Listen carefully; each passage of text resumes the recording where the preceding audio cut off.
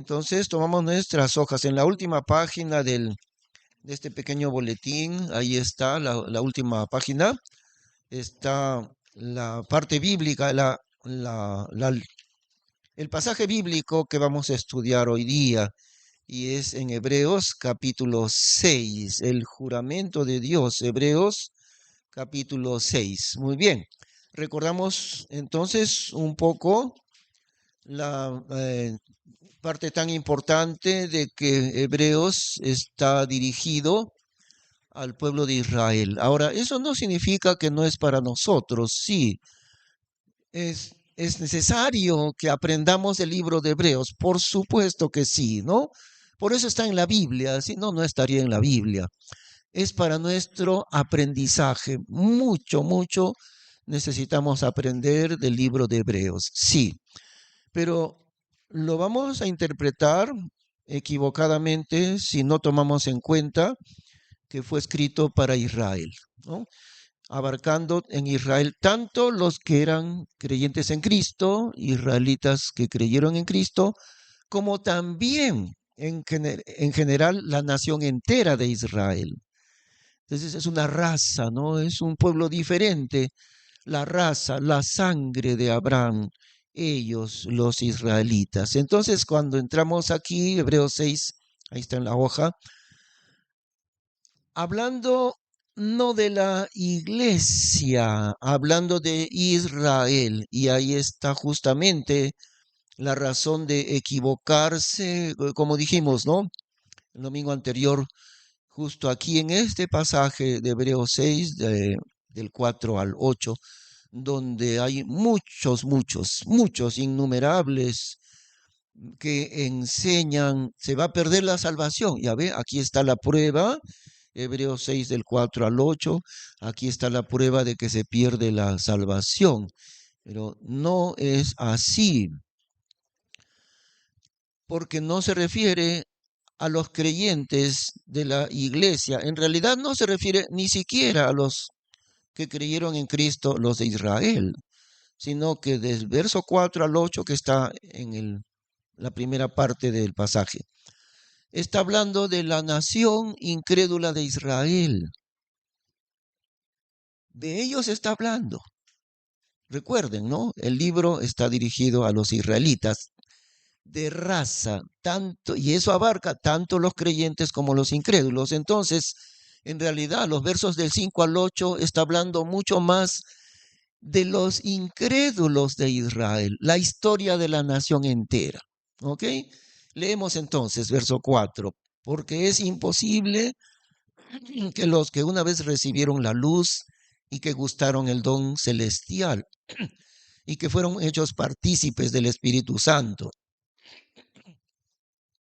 y que asimismo gustaron la buena palabra de Dios y las virtudes del siglo venidero y han caído en apostasía, ser renovados de nuevo por arrepentimiento, crucificando otra vez para sí mismos al Hijo de Dios y exponiéndole a vituperio. Y esta es exactamente la historia de Israel, de la nación de Israel. Ahora es cierto que en el tiempo antiguo, en la historia antigua de Israel, es cierto que hubo un grupo de creyentes, ¿no? Pero siempre fue lo que la Biblia le llama el remanente de Israel, el remanente fiel. Una pequeña parte de ellos sí fueron creyentes en el Señor. Y por ejemplo, cuando en el tiempo de Elías, ¿no? Una gran apostasía de Israel, empezando con el rey, con Acabi, esta es la esposa del rey, una mujer tan impía que era de los sirios, ella, Jezabel, no era de Israel, y arrastró al esposo, al rey Acab, en su impiedad. Entonces, allí en ese momento de gran desobediencia, Elías, viene Dios a hablarle personalmente y Dios le pregunta a él, ¿qué haces aquí, Elías? Y él contesta, he sentido un gran celo por Jehová de los ejércitos, porque los hijos de Israel han quebrado tu pacto, han derribado tus altares, han seguido a los dioses ajenos. Y termina diciendo Elías, y solo yo he quedado. y me buscan para quitarme la vida. Elías piensa así, y solo yo he quedado de parte de Jehová, solamente yo. Pero no era así. Y Dios le contesta, yo me he reservado en Israel 7,000 varones que no han doblado sus rodillas delante de Baal. Elías dice, yo estoy solito, el único fiel en toda la nación. Dios le dice, no, Elías, no eres el único. Yo tengo 7,000 varones de Israel que no doblaron sus rodillas ante Baal. Ahora, 7,000 era una fracción muy pequeña dentro de un país entero, ¿no es cierto? Solamente 7,000. Pero ahí está, Dios testifica el remanente fiel dentro de Israel. Siempre tuvo Dios un remanente pequeño, creyentes fieles, verdaderos. Entonces, hablando de Israel en su totalidad, porque es imposible que los que una vez recibieron la luz y que gustaron el don celestial desde el tiempo de Éxodo, vieron ellos, gustaron, eso quiere decir saborearon el don celestial, gustaron, saborearon el poder de Dios. 10 plagas destructoras que Dios mandó sobre Egipto, esa poderosa nación. Y después de 10 plagas sobre Egipto, el país quedó destruido. Pero aún así, quisieron perseguir a Israel, ¿no? Se lanzaron a perseguirlos y peor para ellos, porque al cruzar el Mar Rojo, Israel cruzó en seco, Dios mandó un viento y ellos cruzaron en medio del Mar Rojo. Y los egipcios quisieron hacer lo mismo. Cuando ya había pasado Israel, Dios soltó el mar en medio de los egipcios.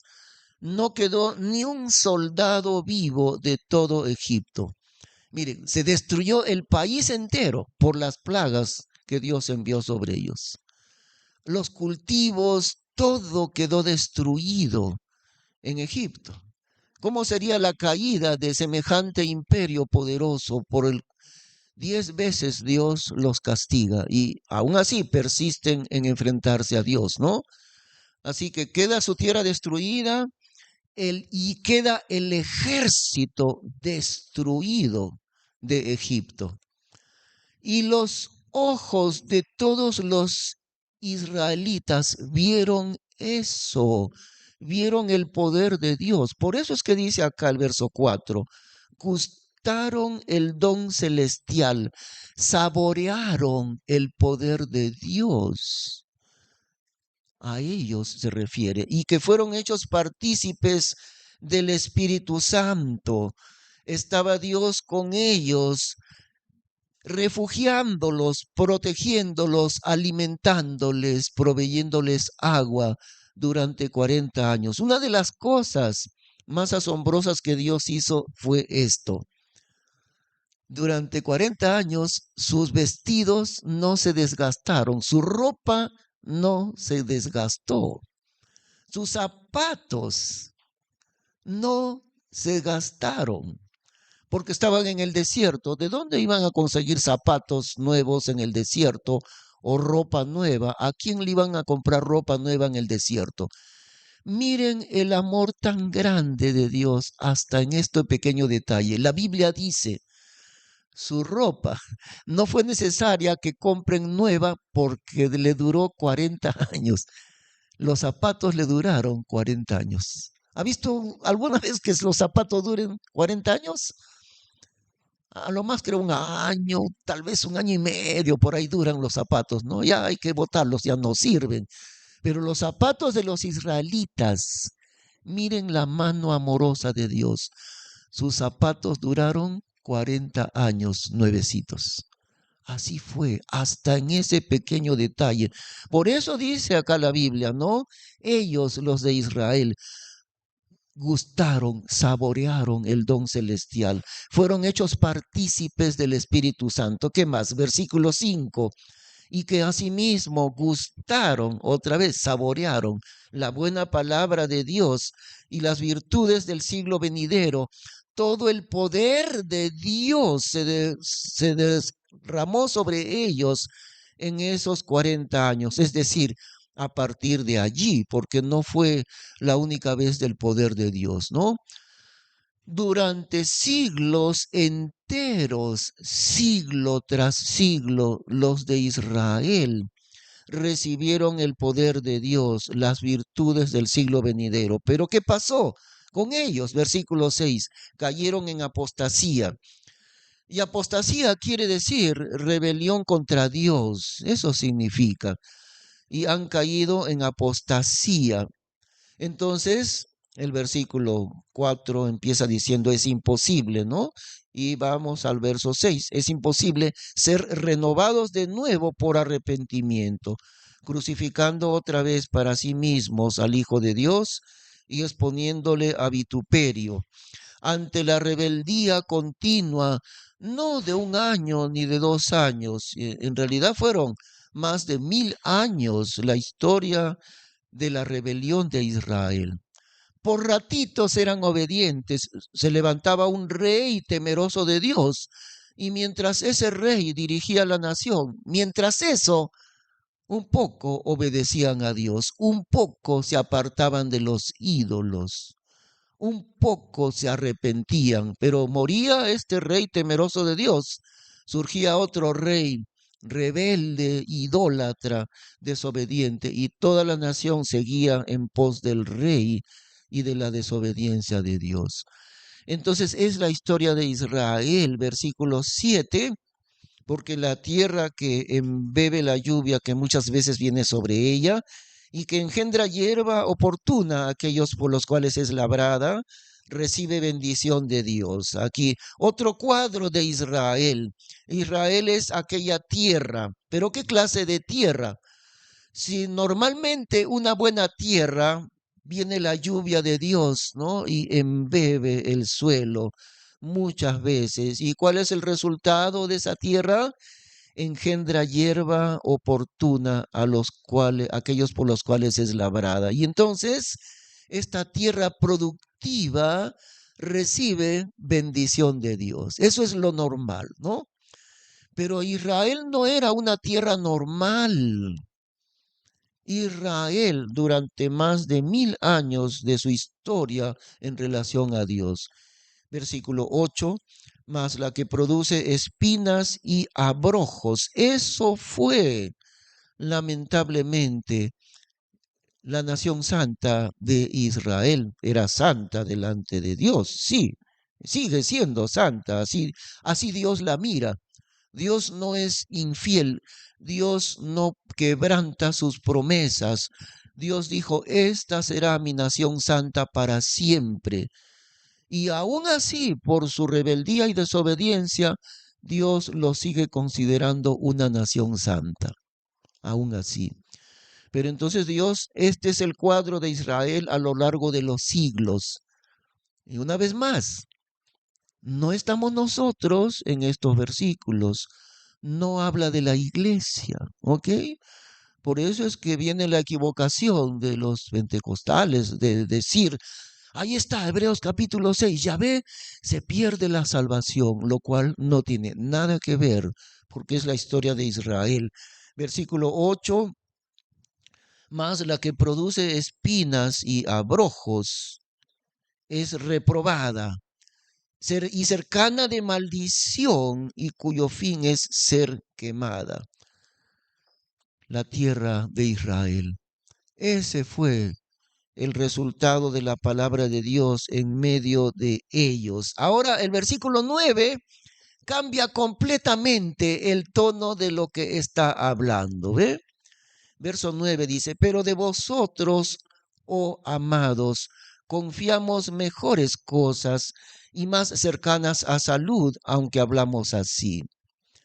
Ahora, ya hemos dicho, no, ya sabemos, ¿no es cierto? Salud en la versión antigua que usamos significaba salvación. En esos años, salud quería decir salvación. Entonces, cambia el tono del versículo y a partir del verso 9 habla diferente y dice, pero de vosotros, oh amados, es decir, la historia de Israel en general siempre fue la de una tierra tan infértil que en lugar de producir fruto de bendición, la tierra de Israel, espiritualmente hablando, produjo espinas y abrojos. Por lo tanto, es reprobada de Dios, cercana de maldición, y su fin es ser quemada. La incredulidad de Israel. Ahora el verso 9 comienza a hablar al remanente de Israel, al remanente fiel, esa pequeña parte de los judíos que creyeron en Cristo. Ahí está, ¿no? Ahora habla a los judíos creyentes en Cristo. Verso 9. Pero de vosotros, oh amados, confiamos mejores cosas y más cercanas a salud, aunque hablamos así, más cercanas a la salvación. Verso 10, porque Dios no es injusto que se olvide de vuestra obra y del trabajo de amor que habéis mostrado por respeto a su nombre, habiendo ministrado a los santos y ministrándolos aún. Ahí está. Qué diferente es, ¿no? La manera de hablar del 4 al 8, de la forma de hablar, versículo 9, son los judíos creyentes que con ellos nació la iglesia, ciertamente, en Israel, en Jerusalén. Y aún así, los creyentes, los judíos creyentes, aún así seguían siendo una minoría pequeña dentro de un país entero. Y Dios no es injusto que se olvide de vuestra obra, los judíos creyentes también, y del trabajo de amor que habéis mostrado por respeto a su nombre, habiendo ministrado a los santos y ministrándolos aún. ¿De quién habla llamándoles santos? Los santos son todos los creyentes en Cristo. No son santos porque realmente han dejado de pecar, porque eso es imposible. La misma Biblia dice, ¿no? Primera de Juan, el libro de Primera de Juan, ahí nos enseña que si dijéramos que no hemos pecado, le hacemos a Dios mentiroso. Por el contrario, cada día debemos confesar a Dios nuestro pecado. En alguna forma hay pecado en nosotros, en nuestra mente, en nuestros ojos, en nuestras palabras. Allí hay pecado de alguna manera. Seguro ya no vivimos dedicados al pecado. Por supuesto que ya no, pero aún hay de alguna manera el pecado en nosotros. Y por eso decimos, Dios le llama santos a los creyentes en Cristo. El que ha creído en Cristo se convierte en un santo. Dios ha puesto sobre ese creyente la santidad de Cristo. Su santidad, su justicia, la de Cristo, ha venido sobre esa persona al creer en Cristo. Qué maravillosa es la obra de Dios. No se basa Dios nunca más en el cumplimiento de la ley, sino en la fe en su Hijo, Cristo Jesús. Eso es todo. Entonces dice, habiendo ministrado a los santos, es decir, a los creyentes, ¿no? Habiendo ministrado a los santos y ministrándolos aún. Verso 12, empero deseamos que cada uno de vosotros muestre la misma solicitud hasta el cabo para completa seguridad de su esperanza, es decir, hasta el fin, hasta el cabo quiere decir que cada creyente muestre la misma solicitud desde el inicio de su relación con Cristo hasta el final de su vida cristiana. Algo que algunos no tienen esa continuidad, esa perseverancia en su vida cristiana. Algo tan precioso, ¿no? Esa misma fidelidad, ese mismo fervor ese mismo gozo de que desde el primer día que creímos en el Señor Jesucristo. ¿Para qué? Para completa seguridad de su esperanza. Es decir, para que su relación con Dios no se entristezca. Dice la Biblia que nosotros por el pecado, por apartarnos de Dios, podemos entristecer al Espíritu Santo, podemos contristarle, porque Él es una persona, el Espíritu Santo que vive en nosotros, se puede entristecer, es una persona, es la tercera persona de la Trinidad, ¿no? Y si el creyente no mantiene la misma solicitud para con Dios en su vida, entonces, ¿qué va a suceder? Va a estar en ese remordimiento de conciencia, no va a experimentar esa misma seguridad de su esperanza. No porque haya perdido la salvación, lo que ha perdido es su comunión con Dios. Y si pierde su comunión con Dios por apartarse del camino del Señor, eso sucede con muchas personas, lamentablemente. Y otra vez, no es que dejó de ser hijo de Dios, no es que perdió su salvación, sino que están dando en desobediencia de su Padre Celestial. Entramos al versículo 12, que no os hagáis perezosos, mas imitadores de aquellos que por medio de la fe y de la paciencia están heredando las promesas. En primer lugar, que no os hagáis perezosos. Y estamos siempre en ese peligro de llegar a ser perezosos, ¿no? La comodidad trae pereza y la pereza trae sueño. Si un muchacho de la secundaria está estudiando o de la universidad, si quiere estudiar, digamos, no le alcanza el tiempo el día, entonces así pasa, siempre no le alcanza el tiempo, entonces tiene que estudiar hasta las 3 de la mañana. Bueno, no es ninguna buena idea que se siente en el sofá para estudiar, porque está tan cómodo que rapidito se va a dormir y se va a despertar cuando 5 de la mañana. No he estudiado nada y me he quedado dormido en el sofá. Así no, ¿no es cierto? Mejor es agarrar una silla bien dura y una mesita. Nada que sea confortable, sino una silla dura y mejor todavía caminar, ¿no? Caminar un poco. Y ahí caminando puede estudiar sin dormirse y tomarse un café, etcétera. Pero si nosotros llegamos a ser perezosos, hermanos, lo que puede suceder, ¿no? Que no os hagáis perezosos, más imitadores de aquellos que por medio de la fe y de la paciencia están heredando las promesas. Siempre en el Señor, siempre en su palabra, en oración, siempre congregándose. Por eso es tan necesario congregarse para no caer en esa pereza. Y la mejor manera de no dormirse, ¿cuál es? Hacer ejercicio. Por ejemplo, los vigilantes, ¿no? Estos vigilantes que tienen turno de 12 horas, ya. El vigilante está ahí en la fábrica cuidando toda la noche. 12 horas, de 7 de la noche a 7 de la mañana. Generalmente es así es su turno, ¿ah? 12 horas. ¿Cuál es la mejor manera de no dormirse? Hacer un poco de ejercicio, caminar de aquí para allá. Y así no se va a dormir, porque si se sienta, rapidito se va a dormir.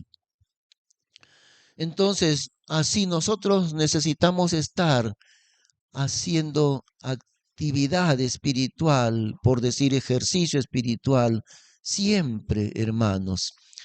Ahora les hemos hablado, ¿no? El domingo anterior les hablé un poquito, la necesidad de que tengamos un trabajo evangelístico integral. Hemos estado orando, por ejemplo, el viernes que estuvimos en el grupo de oración, ¿no? Este viernes ahí varios hermanos nos están ayudando a orar. Necesitamos que Dios nos enseñe el camino, necesitamos que Dios nos instruya para hacer lo que Dios quiere. porque entendemos que no estamos haciendo nada o casi nada en cuanto al evangelismo de los incrédulos. Entonces, dejemos unas pocas semanas porque no lo queremos hacer apresuradamente. Espérennos, hermanos, unas cuantas semanas y con mucho cuidado vamos a emprender un trabajo evangelístico, pero no para empezar y hacerlo 2 meses y luego ya se olvidaron todos. No, no así, no así.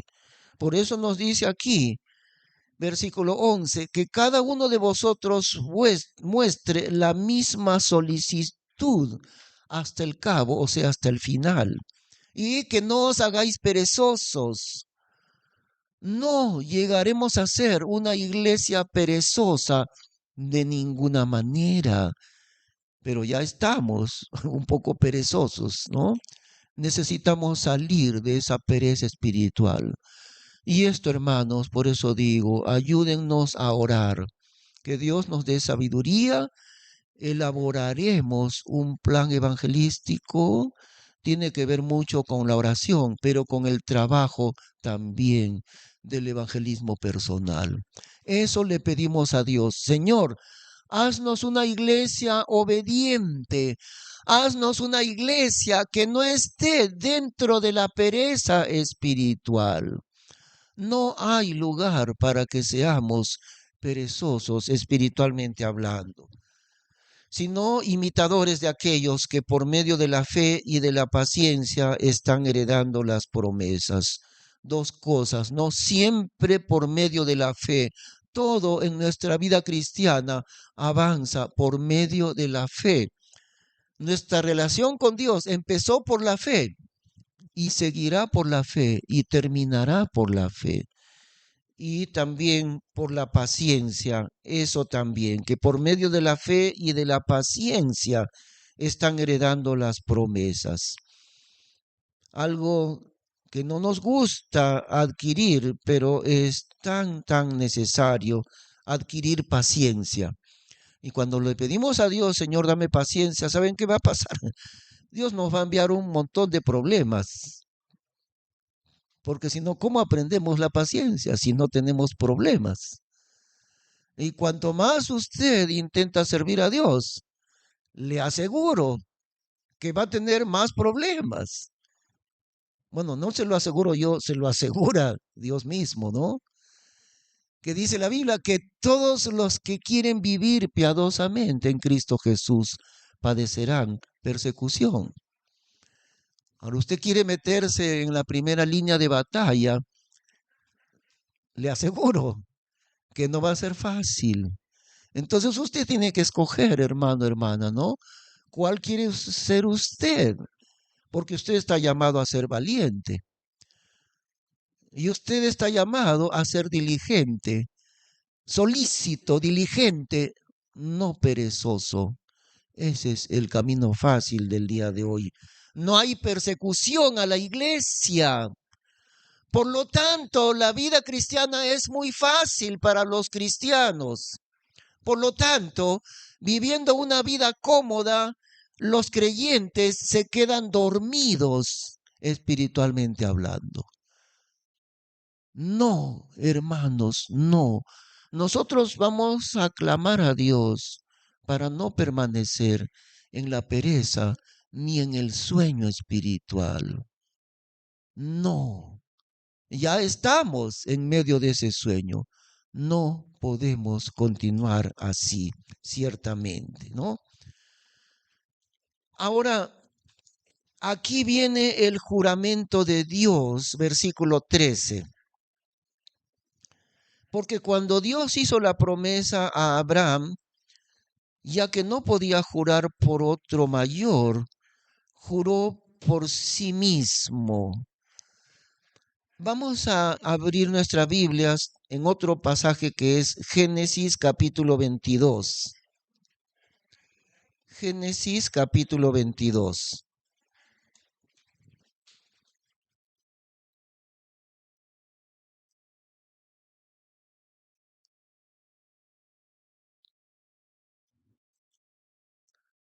Y allí, entonces, recordamos un poco lo que sucede en este capítulo, porque vamos a ir al versículo 15, Génesis 22:15. ¿Cuál es el escenario aquí? Dios le había pedido a Abraham una prueba suprema de obediencia. Yo estoy seguro que ninguna persona, ningún creyente ha sido probado de una manera tan grande como Abraham. Es decir, aparte del Señor Jesús, ¿no? Porque Dios le pide a él, entrégame a tu hijo, tu único, tu hijo amado, el único que tienes, que esperaste 100 años para tener un solo hijo, ese tu hijo amado, Isaac. Entrégamelo en sacrificio, en holocausto, sobre uno de los montes que yo te diré.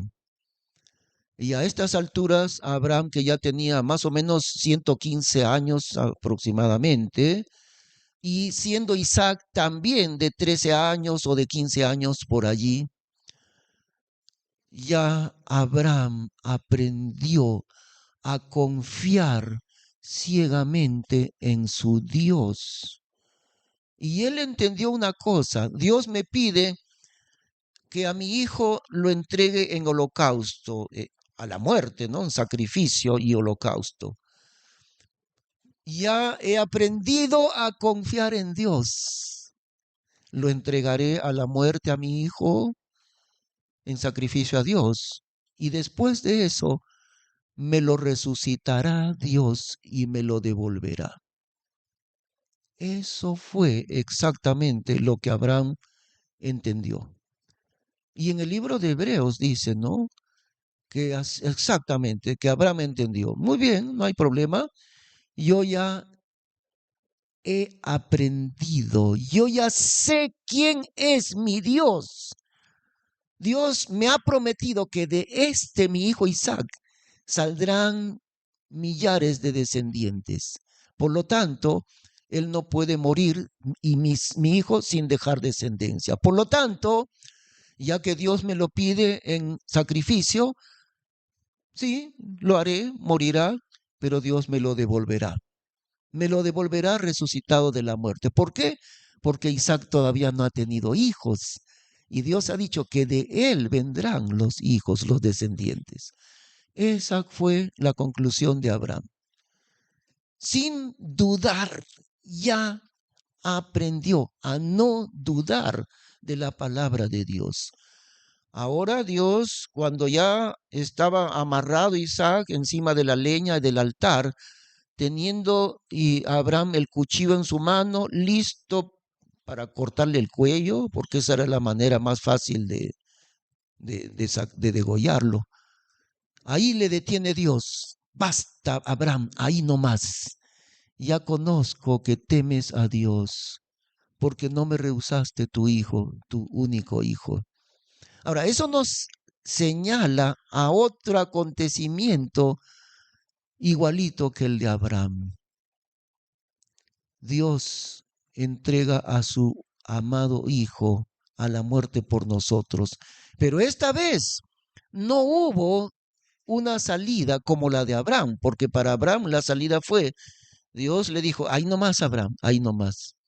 Ya, no tienes que sacrificar a tu hijo. Hay un cordero allí en lugar de tu hijo Isaac.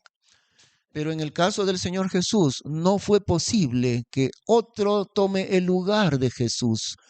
En ese caso, el Hijo de Dios de todas maneras tuvo que morir. Cuando termina cuando termina Abraham de obedecer a Dios, allí viene el juramento de Dios, mencionado en Hebreos 6. Esta es la mención de Hebreos 6, ¿ve? Génesis 22:15. Y llamó el ángel de Jehová a Abraham la segunda vez desde el cielo. Ahora ustedes ya saben, ¿no? ¿A quién se le llama el ángel de Jehová en el Antiguo Testamento? Al Señor Jesús. Es el Señor Jesús. Y llamó el ángel de Jehová a Abraham la segunda vez desde el cielo y dijo, por mí mismo he jurado, dijo Jehová, que por cuanto has hecho esto, que no rehusaste a tu hijo, a tu único, que bendiciendo te bendeciré y multiplicando multiplicaré tu simiente como las estrellas del cielo y como la arena que está a la ribera de la mar. Y tu simiente poseerá las puertas de sus enemigos. En tu simiente serán benditas todas las naciones de la tierra, por cuanto obedeciste a mi voz. Le hizo Dios un juramento. ¿Qué le dice? Por mí mismo he jurado, dice Jehová, que bendiciendo te bendeciré. Muy bien, entonces nuevamente estamos en Hebreos capítulo 6, versículo 13. Porque cuando Dios hizo la promesa a Abraham, ya que no podía jurar por otro mayor, juró por sí mismo, diciendo, ciertamente te bendeciré bendiciendo, y multiplicando te multiplicaré. Y así, habiendo esperado con largura de ánimo, alcanzó la promesa. Es decir, Abraham, habiendo esperado con largura de ánimo, ¿cuántos años esperó para que Dios cumpliese su promesa de darle un hijo? ¿Cuántos años esperó? En total 100 años, ¿no? En total 100 años. Pero cuando Abraham tenía 75 años, viejito ya, y su esposa tenía 65, 10 años menos que él. Ahí, a esas alturas de su vida, le dice Dios, te voy a dar una descendencia innumerable como las estrellas del cielo en multitud. Y Abraham está viejito y no tiene hijo, y su esposa está viejita y es estéril. Pero Dios le prometió, pero Abraham tuvo que esperar, como dice aquí, ¿no? Habiendo esperado, o sea, Abraham, con largura de ánimo alcanzó la promesa. ¿Cuántos años esperó? 25 años, esperando que Dios cumpliera su promesa. Ahora, Dios no nos hace esperar a todos 25 años. Dios actúa diferente para cada uno. A veces Dios, nuestra oración la responde hoy mismo o mañana. A veces Dios espera un año, a veces Dios espera 10 años. Es lo mismo, ya sea que Dios me conteste hoy día o mañana, o que Dios me conteste dentro de 10 años, es la misma fidelidad de Dios, es su misma fidelidad. No se canse de orar, hermano. Una de las oraciones más grandes, urgentísimas que usted puede hacer, ore por sus familiares que no conocen a Cristo, ore por ellos todos los días. Yo lo hago. Y vengo orando por algunos familiares, vengo orando durante años, porque estoy seguro que Dios va a escuchar mi oración. No importa si Dios escucha mi oración hoy día o dentro de 20 años. Es igual, es la misma fidelidad de Dios. Y por eso dice, ¿no? Verso 15, y así habiendo esperado con largura de ánimo, alcanzó la promesa. Porque los hombres ciertamente por el mayor que ellos juran, y juramento para confirmación es para ellos el término de toda contención. En los tiempos antiguos el juramento era algo ineludible que no se podía cambiar. Además, el juramento lo hacían con testigos, pero era un juramento de palabra. Y esa palabra de juramento era imposible de cambiarla. Por ejemplo, cuando Jacob, ¿no? Dentro de su astucia, digamos así, Jacob le dice a su hermano Esaú, como estaba hambriento Esaú, le dice, te vendo este plato de lentejas a cambio de tu primogenitura. Y Esaú se lo vende. Y Saúl le dijo, ya, yo me voy a morir, ¿para qué sirve la primogenitura? Ya te la vendo por tu por tu potaje, ese que tienes tan delicioso. Y Jacob le dice, no, espérate un ratito, así nomás, no, tienes que jurar, tienes que jurar. Es decir, una vez que juraba, nadie podía cambiar. ¿Y qué hace Saúl? Le jura, le hace juramento. Es como ir al notario el día de hoy y firmar delante del notario, era igualito el juramento.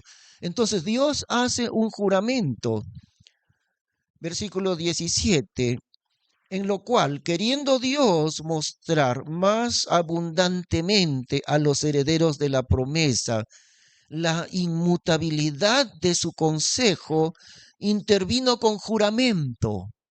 No se contentó Dios con decir, mira, mira Abraham, yo te voy a bendecir, te voy a multiplicar innumerablemente, tu descendencia será tan grande que no se podrá contar por la multitud de ella. En un momento Dios compara la descendencia de Abraham con los granos de arena que hay en la orilla del mar. ¿Quién podría contar cuántos granitos de arena tiene una sola playa? Ya no hablemos de todas las playas del mundo, hablemos de una sola playa. ¿Cuántos granitos de arena hay ahí? ¿Podrá alguien contar? Porque Dios le dice así, así será tu descendencia, como la arena innumerable que está a la orilla del mar. Ahora, hermanos, esto todavía no se ha cumplido.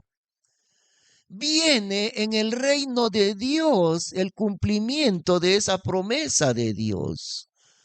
Y como muchos comentaristas bíblicos lo han observado, Dios creó un universo absolutamente enorme, incomprensiblemente enorme.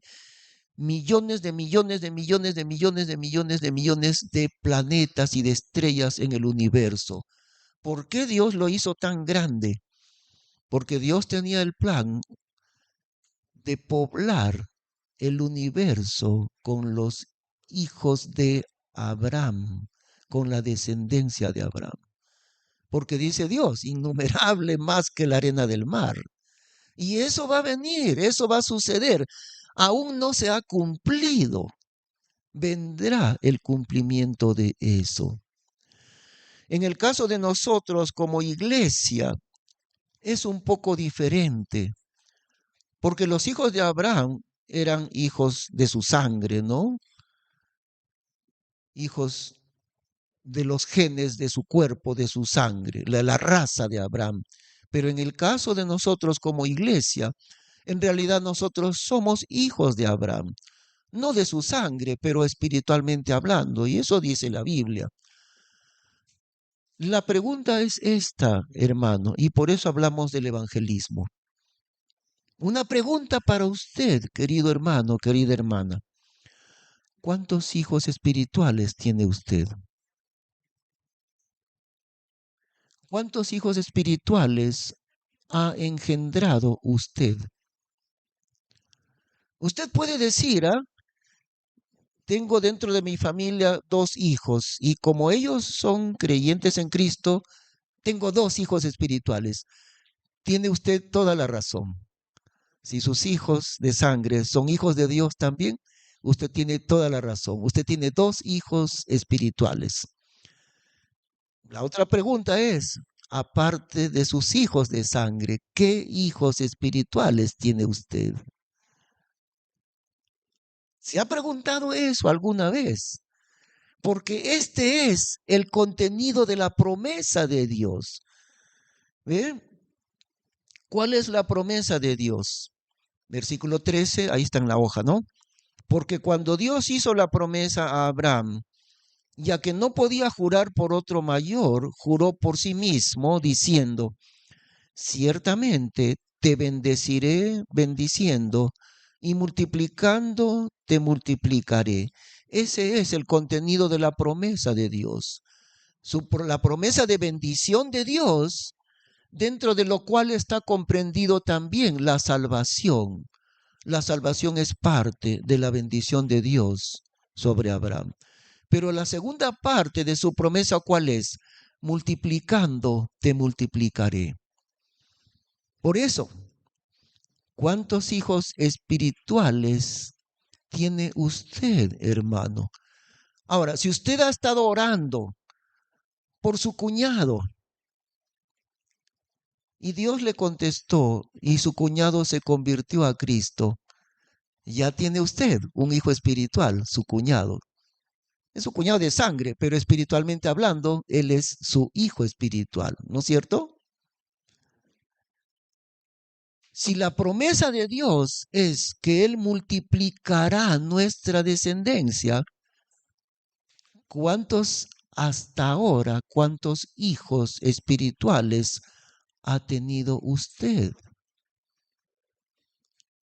Esa es una pregunta con un signo de interrogación gigante.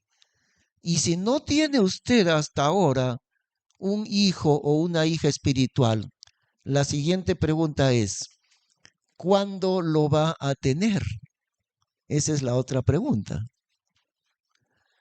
Bueno, para finalizar, recordemos el testimonio de Richard Umbran, un pastor que llegó a ser un hombre de Dios de escala mundial, un rumano judío de nacimiento que llegó a conocer a Cristo, que fundó una misión que se llama La Voz de los Mártires, que hasta el día de hoy funciona grandemente. Richard Umbran, un predicador rumano, estuvo él aquí en 1975, creo que fue, aquí en este mismo púlpito estuvo Richard Umbran, un gran hombre de Dios. ¿Cómo llegó este judío era, a conocer a Cristo? Una pareja de ancianos en una de las aldeas remotas en Rumanía, una pareja de hermanos ancianitos. Ellos dos oraron, dijeron, Señor, danos el enorme gozo de ganar para Cristo a una persona judía antes de morir, antes de morir. Tendrían ellos 70 años, por ahí, ¿no? 75 años. Al final ya de su vida en este mundo, creyentes en Cristo, dos ancianos en una aldea muy pequeña de Rumanía. Señor, danos el gozo grande, grande de llevar a Cristo, de ganar para Cristo una persona judía antes de morir. ¿Saben cuál fue la respuesta de Dios? Grande. Ellos ganaron para Cristo a Richard Umbran. Poderoso, tremendo hombre de Dios, Richard Umbran. Respuesta de la oración de dos hermanos viejitos en un pueblo olvidado de Rumanía. Por eso, la primera pregunta para usted es, hermano, hermana, ¿cuántos hijos espirituales tiene usted? Aparte de sus propios hijos de sangre, no quiero decir, ¿cuántos? La segunda pregunta es, si no los ha tenido, ¿cuándo usted los va a tener? Esa es la segunda pregunta, ¿no es cierto? Vamos a orar. Gracias, Señor, por tu palabra poderosa, la que está escrita en la Biblia. Oh Dios, estamos rogándote que nos conviertas en una iglesia obediente. Queremos aprender a intervenir profundamente en el campo del evangelismo. Te rogamos por hijos espirituales de cada uno de nosotros, con el mismo fervor de oración, con las mismas palabras que tuvo Raquel, esposa de Jacob, diciéndole, dame hijos o si no me muero. Enséñanos a pedirte hijos espirituales, Padre Santo. En el nombre del Señor Jesús, te lo rogamos. Amén.